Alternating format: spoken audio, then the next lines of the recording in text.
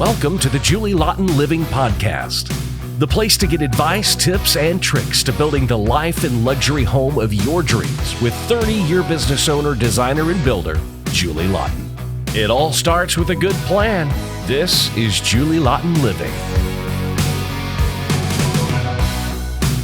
Hi guys, welcome back to the Julie Laughton Living Podcast. So nice to have you back. Today I'm going to talk about Art Deco and why it's important, because I bet some of you don't even know what Art Deco means, and it's been a long time since it's been around, but everything we do today in modern design started with Art Deco, so that's the cool part. So anyway, before we get started, don't forget to check out julielaughtonliving.com for my 7 simple steps. There's a link below in the show notes, but my 7 simple steps will save you a nightmare. It'll guide you. It'll give you all the information you need before you ever think about doing a remodel or you think about building a custom home, because it outlines it all. You know, everything's there, and it's going to open your eyes to what I'm going to expect and what I need to do. So go ahead and check that link out. It's in the show notes below, julielaughtonliving.com, and hope you enjoyed the course, and it's free. So check it out. Okay, so Art Deco is amazing. And I don't think anybody knows this, but at the turn of the century, there came Art Deco. It's the time of the industrial age where the designs were streamlined and clean. There's Art Deco and then there's Art Nouveau, and you can look that up. That's a whole nother thing, but it's that time period of the 1911 to 1928, maybe 1933 was a time period called Art Deco. And Art Deco was about clean lines, soft lines, and it's all about like speed, like, you know, a train or a boat going at everything, soft curved lines, and the speed of like, the most famous, well, I'm not the most famous, but the most famous building is the Empire State Building, for example. But and there's many other buildings, but like in the Art Deco era, if you look at the design of the trains, everything was long, clean, straight lines. It was the beginning of modernism. That's when modern design started, because before that, you had the Craftsman, the Victorian, and then you go back a couple hundred years and you got the Rococo, the Italian Renaissance. You got Louis the 15th, Louis the 16th. There was no modernism before Art Deco, because Art Deco kicked off what we know as modern today. And then there's modern, clean modern, which is straight, clean lines. There's also modern, which they call brutalist architecture, which is all concrete. So the modern started with the Art Deco, which is soft, clean lines and all decoration basically removed, but everything was just kind of soft and lovely. So, but it's where it started. That's the cool part about Art Deco. My favorite designers for Art Deco are 2 furniture designers, because again, there's building designers like the Empire State Building, but my favorite furniture designers are Ruhlman and Desky. And if you look them up, that's the quintessential design of all time, is their furniture and interiors.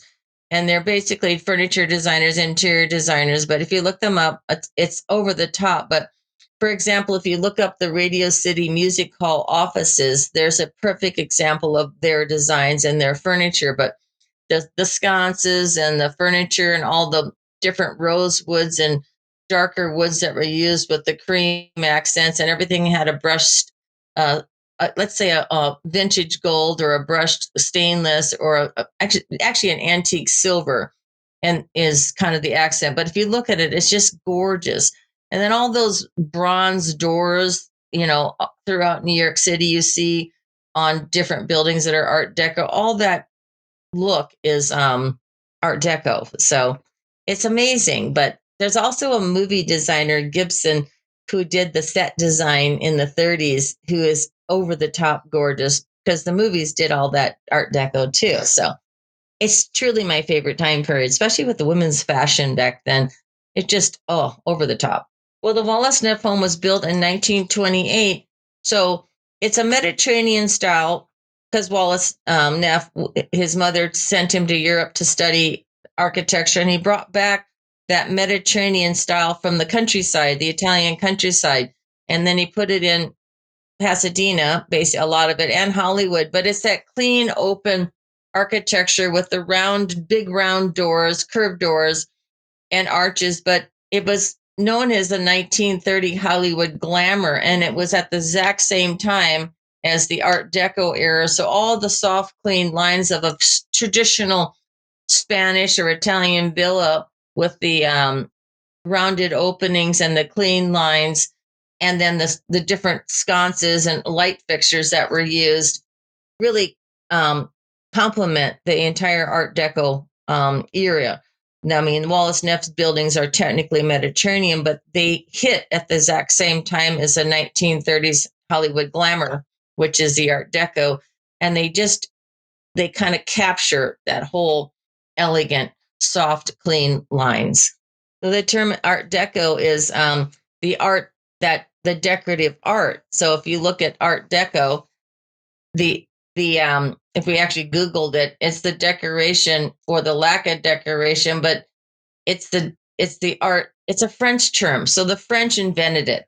It's French. If I'm working on a vintage home that truly has a vintage style or a character, maybe it's a classic cottage bungalow, which maybe lends itself to craftsmen, or maybe I'm lucky enough that it is a modern Art Deco building, but the vintage building, anything before 1950 or 1960 is kind of vintage because it goes from the, turn of the century Victorian to the Art Deco to the, then you got your traditional craftsmen, and then you got the 50s. After post-war started production homes, so then it goes off. But there is a mid-century modern in that 60s after that, which is a whole nother suburbia thing. But when I do vintage, I consider vintage anything before the war, before 1940.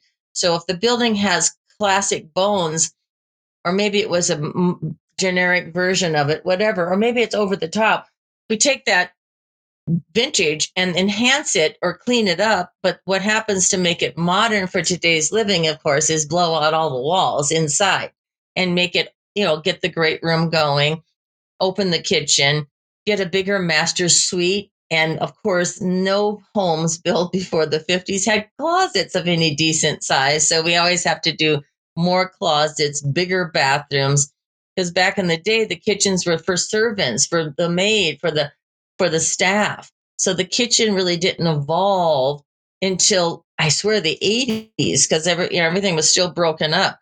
So the traditional kitchens have to be blown out. The bathrooms have to be made bigger. We got to add closets, make the master suite bigger, and tie that into an outdoor living space. So that's how we update vintage homes. I'm so glad you joined me for this episode so I could talk about my favorite time period. So now you know my favorite time period is 1930s Art Deco. Actually, it's 1928 to be exact. And it's my favorite because it was the start of modern design. So that's where it all began, and that's where I pull my ideas from. Just so you know, everything has a reason, that I do anyway. There's no guessing or making it up. There's always a reason to all design, and it starts with the client's dreams. So for more information about anything I'm talking about, check out my other podcast at Julie Laughton Living. And of course, follow me on Instagram and Facebook and Twitter. All the links are in the show notes below. And again, don't forget to take my free course, The 7 Simple Steps to a Successful Remodel and a Custom Home Build. And that's again at julielaughtonliving.com. And the link is below. And I'll see you right here next week on another episode of Julie Laughton Living. Thank you. Thank you for joining us for this episode of Julie Laughton Living. For more information or to connect with Julie one-on-one, visit julielaughtonliving.com. And don't forget, it all starts with a good plan.